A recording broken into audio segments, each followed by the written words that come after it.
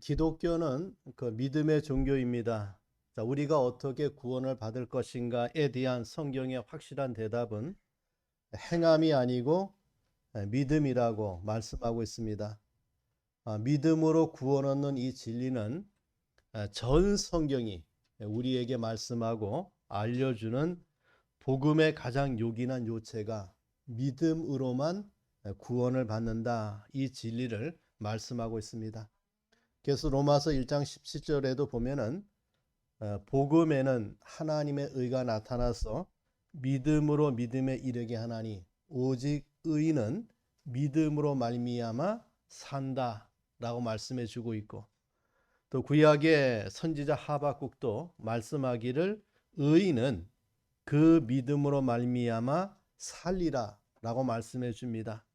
갈라디아서 3장 11절에도 의인이 믿음으로 살리라 라고 그 믿음에 대해서 우리에게 선언해 주고 있는 것을 보게 됩니다.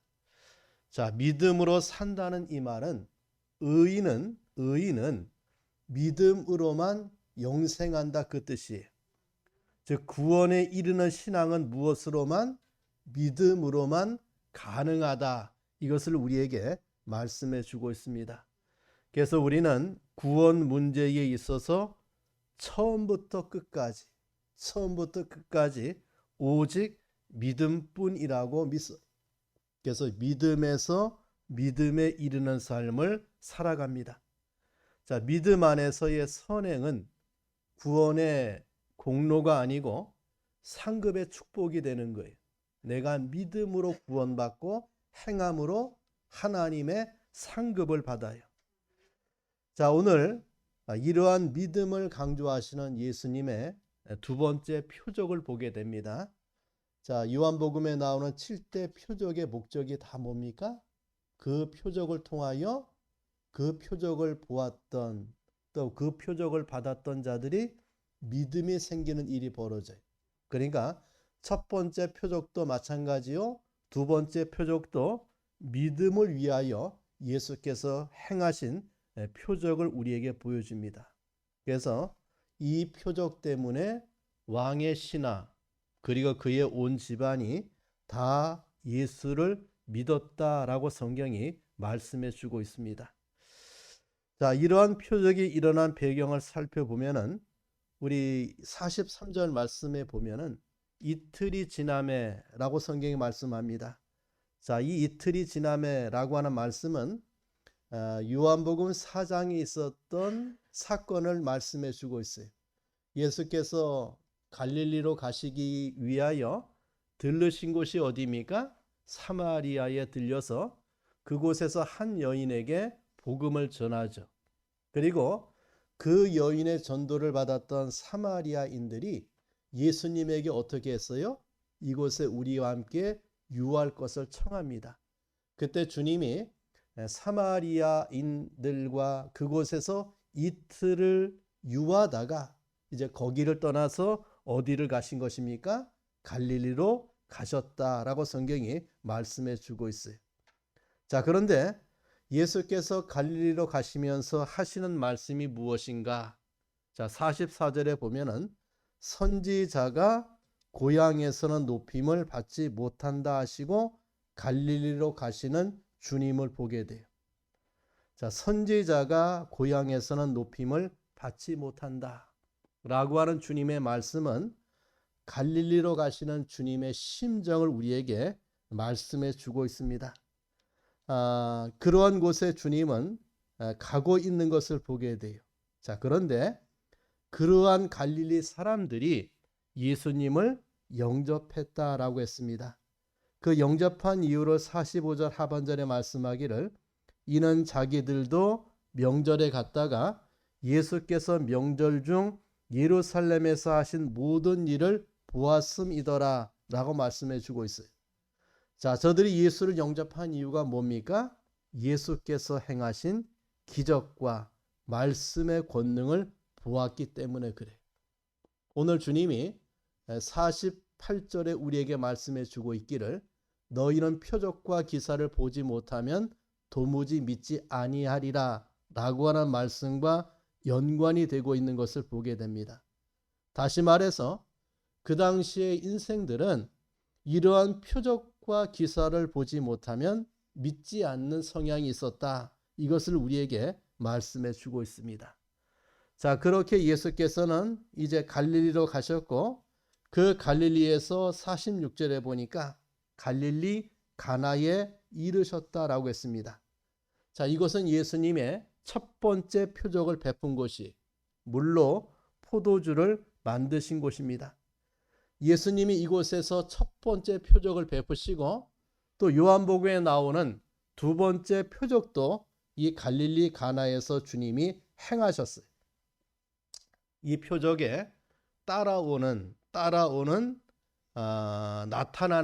사건이 있는데 첫 번째 표적은 물로 포도주를 만드심으로 예수님의 십자가의 죽음을 나타내셨다고 하면은 두 번째 표적은 왕의 아들의 신하의 병을 고쳐줌으로 죽음에서 생명의 부활을 보여주는 표적이라고 볼 수가 있습니다. 자, 이러한 말씀의 배경을 가지고 오늘 믿고 가더니라고 하는 제목을 가지고 본문의 말씀을 상고해 보고자 합니다. 자, 첫째는 예수님을 찾아온 사람들을 보게 돼요. 예수를 찾아온 사람, 왕의 신하를 보게 됩니다. 자, 이 사람을 46절에 왕의 신하라고 표현해 주고 있는데 이 왕의 신하라고 하는 말은 그 당시 갈릴리 지역의 분봉왕이었던 헤롯 안티파스의 신하 중에 하나를 뜻해요. 자, 예수님 시대의 유대 나라는 로마의 식민지였습니다. 그래서 로마는 갈릴리 지역을 중심한 북쪽에는 분봉왕 헤롯을 왕으로 세워서 다스리게 하고 예루살렘을 유시한 남쪽, 즉 유다 지역은 빌라도 총독을 파견해서 남쪽 지역을 다스리게 했어요. 그러니까 한 이스라엘 나라이지만 북쪽에는 분봉왕 헤롯이 다스리고 있었고 남쪽에는 총독 빌라도가 다스리는 그러한 모습을 보게 됩니다. 여기 왕의 신하라고 하는 말은 갈릴리 분봉왕 헤롯 신하라는 뜻이에요. 그리고 이 왕의 신하를 헬라어로 바실리코스라고 썼습니다. 이 바실리코스라고 하는 말의 뜻이 뭐냐면 작은 왕이란 뜻이에요. 작은 왕이다. 자, 그러면은 이 왕의 신하는 어떠한 관직에 있는 것인가를 우리에게 알려줘요. 누구라는 말입니까? 헤롯 왕궁에서도 높은 관직에 있는 사람에게 붙여진 직함이 바실리코스라고 하는 직함이.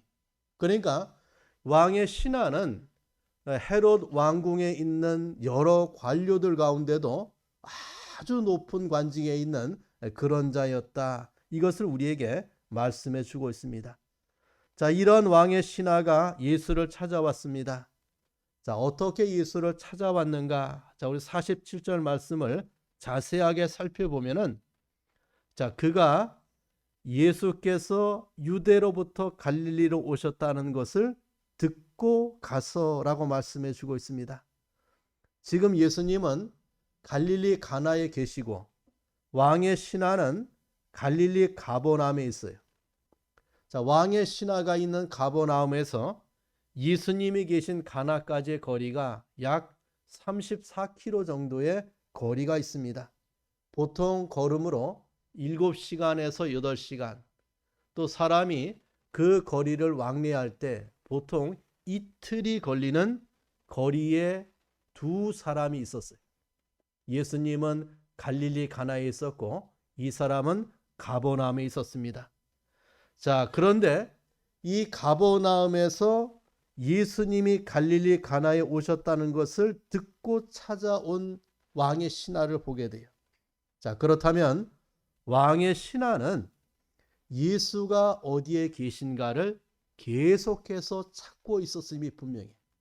사람들을 보내서 예수가 어디 계신가 이것을 계속해서 찾고 있었음이 분명합니다. 수소문에서 예수님이 계신 곳을 찾다가 예수님이 갈릴리 가나에 오셨다는 소식을 듣고 예수님이 계신 곳으로 찾아온 것이 자, 그가 살고 있는 가버나움에서 예수님이 계시는 갈릴리 가나까지 이틀 정도 걸리는 먼 거리를 왕의 신하는 찾아왔습니다. 귀족의 신분으로 작은 왕이라고 불리우는 그런 자가 예수를 만나기 위하여 먼 거리를 달려 예수를 찾아온 것입니다. 자기 밑에 부리는 부하가 많이 있을 거예요. 자, 그럼에도 본인이 직접 예수를 찾아왔다라고 성경이 말씀해 줍니다. 그래서 우리 본문 47절에 보니까 그가 듣고 가서라고 해요. 그가 예수가 가나에 계신 것을 듣고 직접 찾아왔다. 이것을 우리에게 말씀해 줍니다. 자, 그렇다면은 그가 왜 예수를 찾아 이렇게 먼 길을 왔는가? 바로 그는 46절 하반절에 보니까 자기 아들의 문제를 가지고 예수를 찾아온 왕의 신하를 보게 됩니다.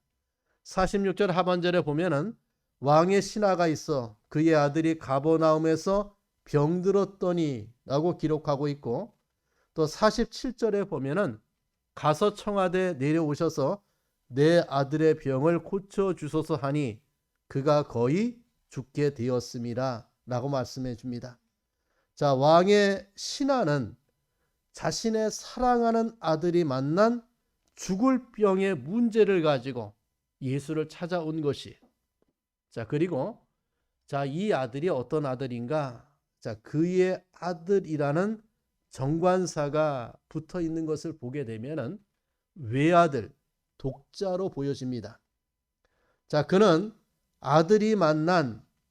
자신의 외아들이 만난 이 죽을 병의 문제를 가지고 예수를 찾아온 거예요.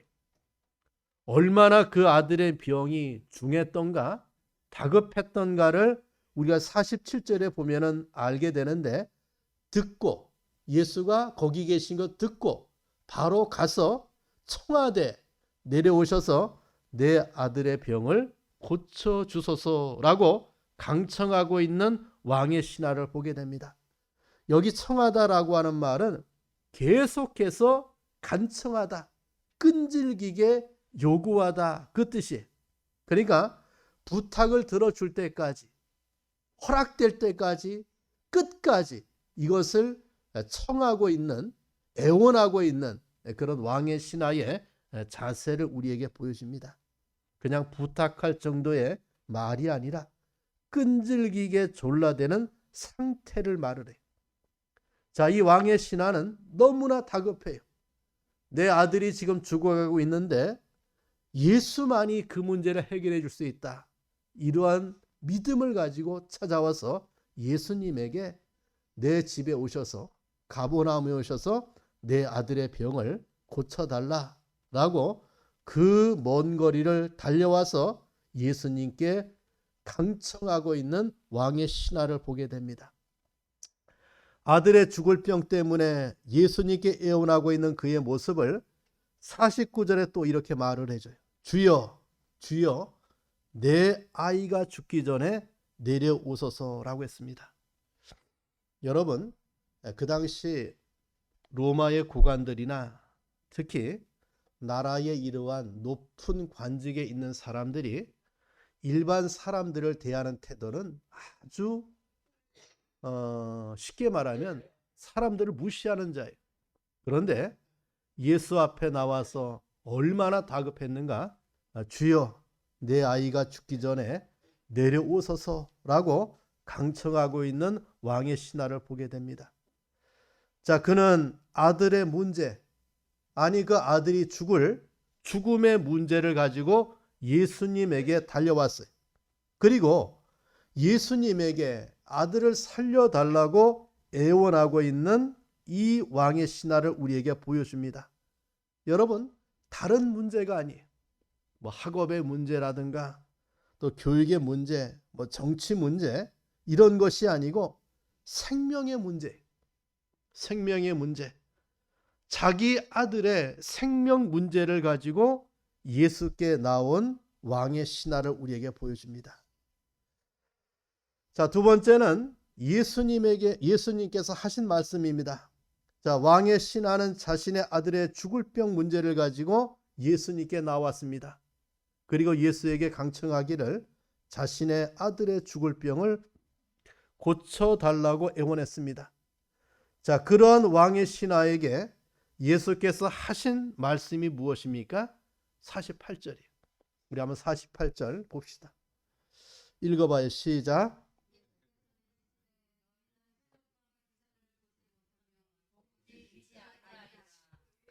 자, 이 말씀은 왕의 신하를 칭찬하는 말입니까? 아니면 책망하는 말입니까? 자, 이 말씀은 왕의 신하를 예수께서 책망하고 있는 말씀이에요. 자, 왜 책망하실까? 자, 그에게는 예수에게 나오는 믿음이 있었어요. 또 예수님께 아들의 병을 고쳐달라고 애원하는 사람이었습니다. 근데 예수께서는 표적과 기사를 보지 못하면 도무지 믿지 아니한다고 그를 책망하고 있는 주님을 보게 됩니다. 자, 그렇다면 왕의 신하에게 있는 부족함이 무엇인가? 그는 예수님이 어디 계신가를 찾아내는 열심도 있었습니다. 먼 거리를 달려오는 그러한 열심도 있어요. 예수님께 와서 강청하는 열심도 있었습니다.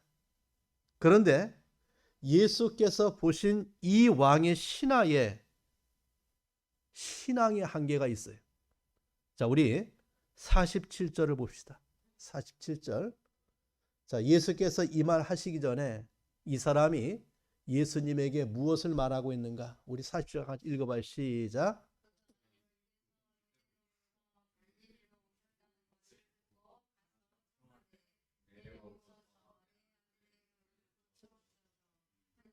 가 거의 죽게 되었습니다.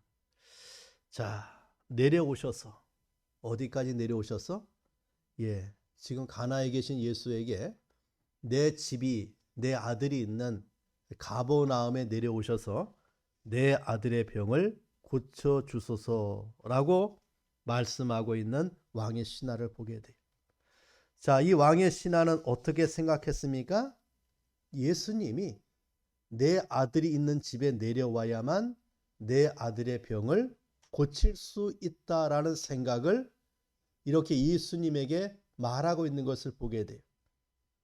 자, 이 장면과 비슷한 사건이 누가복음 7장에 나옵니다. 누가복음 7장에 보면은 이때는 예수님이 가버나움에 계실 때예요. 가버나움에 계실 때에 어떤 백부장이 사람들을 보내서 예수님을 만나게 해요. 그래서 예수님에게 찾아온 백부장의 사람들은 유대의 장로들이었는데 그 사람들이 예수님을 찾아왔습니다. 자, 왜 왔는가? 이 백부장의 사랑하는 종이 병들어 죽게 되었기 때문에 보낸 거예요. 그래서 예수께 유대의 장로들이 와서 말하기를 그 종을 죽음의 병에서 구원해 주기를 부탁하는 사건이 나옵니다. 그때 예수님이 그런 말을 듣고 내가 가서 고쳐주리라 라고 말씀해요. 그리고 예수님은 이제 백부장의 집으로 갑니다. 자, 그런데 이 소식을 전해들은 백부장이 급히 두 번째 사람들을 보냅니다. 이제는 유대인 장로들이 아니라 그의 벗들을 보내요. 자, 성경이 이래 말합니다.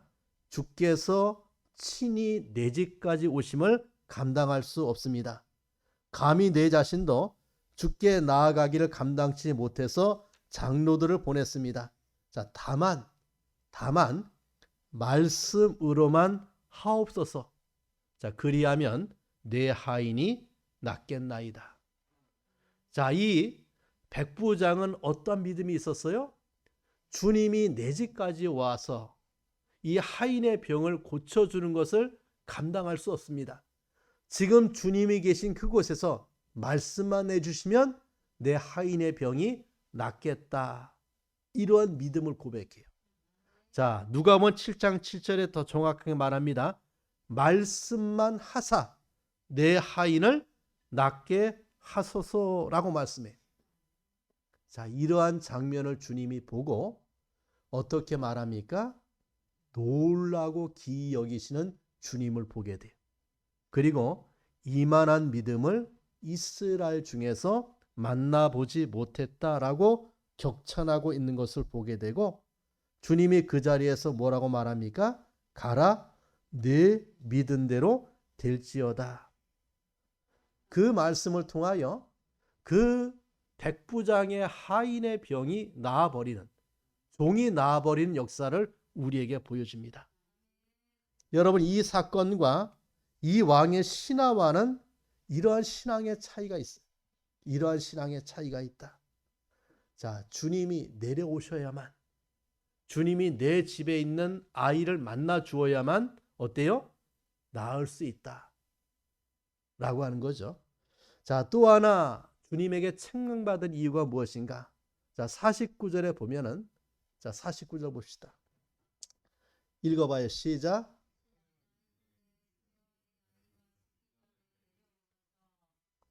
자, 이 말은 나사로의 누이들이 예수님에게 한 말과 일치해요.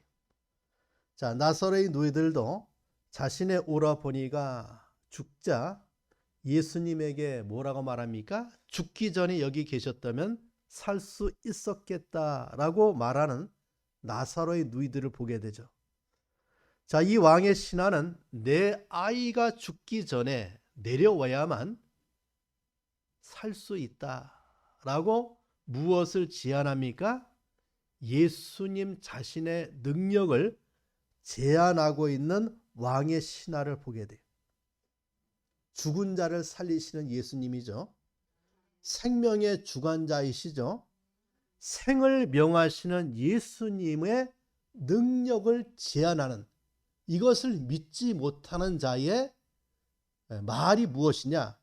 죽기 전에 내려오소서라고 하는 말이에요. 자, 우리도 신앙의 길을 걸어가는 동안에 이러한 어떤 그 불신앙의 모습을 보일 때가 가끔 있어요. 주님의 능력을 믿지 못하고, 주님의 능력을 내 생각으로 제안하고, 주님의 능력을 내 경험을 가지고 제안하는 삶을 살아가는 경우가 종종 있어요.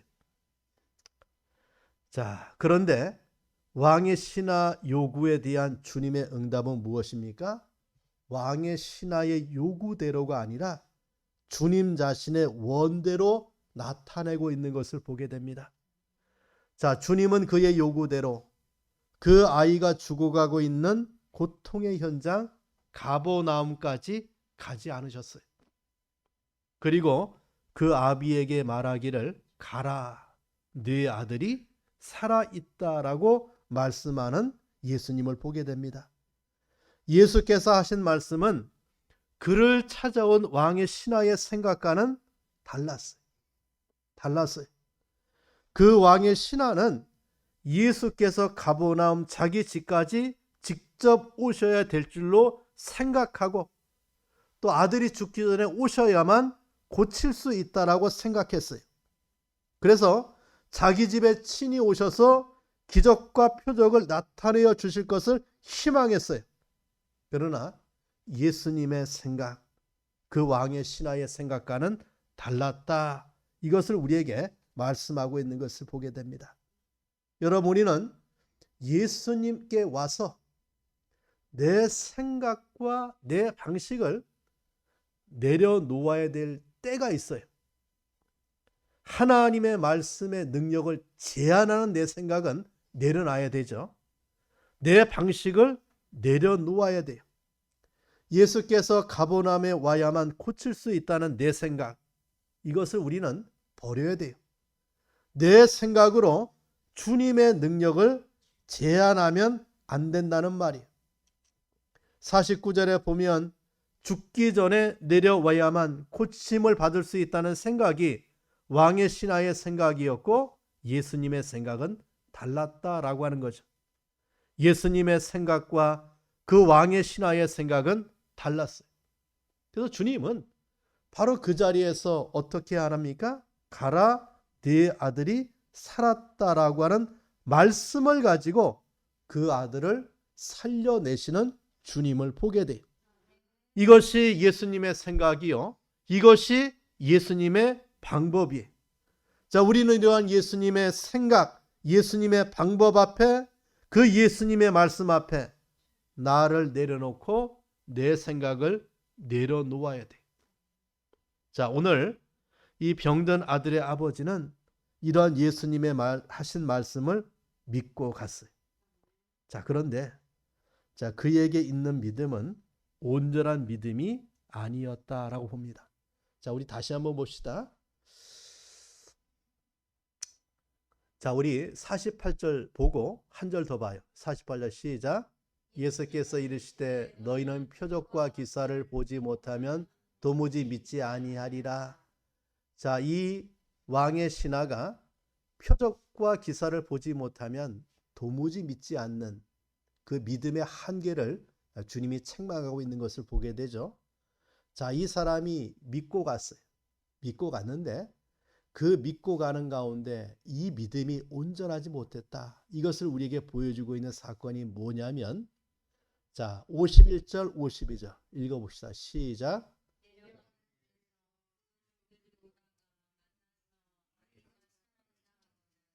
자, 그 낫기 시작한 때를 물은즉 어제 7시에 열기가 떨어졌나이다 하는지라 라고 했죠. 자, 집에서 오던 종들이 무슨 소식을 갖고 옵니까? 예, 왕의 신하의 아들이 살았습니다. 이 기쁜 소식을 가지고 이제 왕의 신하를 만나기 위해서 이제 오다가 중간에 만난 거예요. 자, 왕의 신하는 가버나움으로 내려가고 종들은 아이가 살아난 소식을 가지고 그 소식을 전하기 위해서 만나게 됩니다. 아이가 살았다. 이것을 자기의 종들을 통하여 확인되고 있습니다.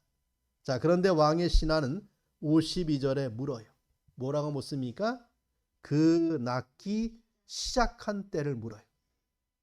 그 낫기 시작한 때를 물어요. 자, 여러분, 내 아들이 살았다. 그 소식을 들으면 먼저 어떻게 표현해야 됩니까? 주님 감사합니다. 내 아이를 살려주어서 감사합니다. 근데 그 왕의 신하는 어떤 모습을 우리에게 보여줍니까? 그 낫기 시작한 때를 물었어요. 자, 그때 종들이 대답합니다. 어제 7시에 열기가 떨어졌나이다 라고 물었어요. 자, 왕의 신하가 왜 아이가 살아난 때를 물었습니까? 과연 예수님이 하신 말씀대로 그 시간에 아들의 병이 고쳐졌는지 확인하고자 하는 그의 생각이었어요. 다시 말하면 그 시간까지 예수께서 가라, 네 아들이 살아있다는 말씀을 믿고 가지만 과연 예수님의 말씀대로, 예수님이 말씀하신 그 시간에 그 말씀하신 대로 살아났는가를 확인하고자 하는 그의 믿음의 한계를 우리에게 보여주고 있는 거예요. 그래서 예수님은 그런 왕의 신하의 마음을 내다보시고 48절에 말씀하신 것이 뭡니까? 너희는 표적과 기사를 보지 못하면 도무지 믿지 아니하리라 라고 하신 것입니다. 자, 그렇다면 그 표적의 결과 어떤 은혜가 따라오고 있는가? 자, 53절 봅시다. 자, 시작. 그의 아버지가 예수께서 네 아들이 살아있다 말씀하신 그때인 줄 알고 자기와 그 온 집안이 다 믿으니라. 자, 언제인 줄 알고? 예수께서 말씀하신 그 시간에 내 아들이 살았다라고 하는 이 사건이 일치되는 것을 알고, 이것이 누구의 표적으로 알고? 예수님의 표적으로 알고 자기와 그 온 집안이 다 믿으니라고 했습니다. 여러분, 아들이 살아난 표적의 결과는 무엇입니까? 바로 믿음이. 여기 우리 주목해 봅시다. 그 아들은 무엇 때문에 살아났습니까? 예수님의 말씀 때문에 살아났어요. 그리고 그 말씀 때문에 살아난 이 표적을 통하여 그 가정에 어떤 역사가 따라옵니까? 믿음의 역사가 따라오고 있는 것을 보게 돼요. 먼저 그 아버지가 믿었다라고 했습니다. 그리고 그 집안이 다 믿었다고 했습니다. 다시 말하면 더하는 믿음, 믿음에서 믿음으로 이어지는 이 축복의 한 장면을 우리에게 보여줍니다. 자신이 믿고 자기와 자기 집이 모두 믿음으로 말미암아 구원받는 역사가 일어나고 있는 것을 보게 돼요. 자, 이것을 우리가 뭐라고 하느냐? 더하는 믿음의 복을 받은 거예요. 아들의 죽을 병 때문에 근심하고 고통했지만 아들의 병도 고쳐지고 온 집안이 다 믿는 축복을 받았어요. 자, 우리 속담에 병 주고 약 준다는 말이 있죠.